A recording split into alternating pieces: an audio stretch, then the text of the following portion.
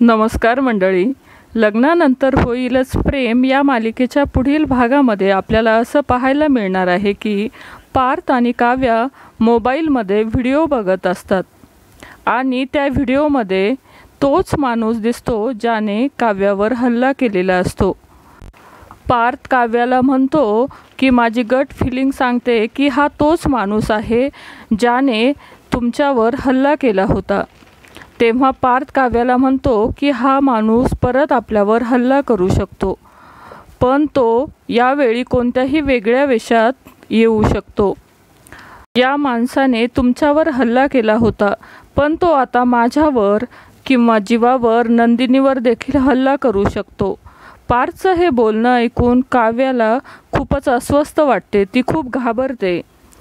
तिकडे नंदिनी ही आनंद निवासला निघालेली असते।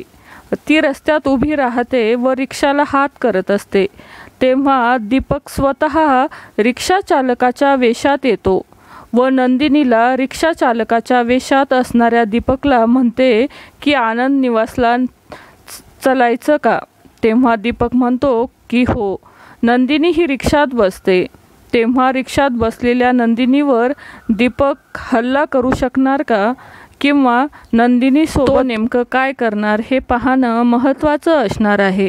तर मंडळी, लग्नानंतर होईलच प्रेम या मालिकेचा हा प्रोमो तुम्हाला कसा वाटला नक्की कमेंटमध्ये सांगा। मालिका विश्वातील अशाच नवनवीन घडामोडी जाणून घेण्यासाठी आपल्या चॅनलला नक्की सबस्क्राईब करा। धन्यवाद।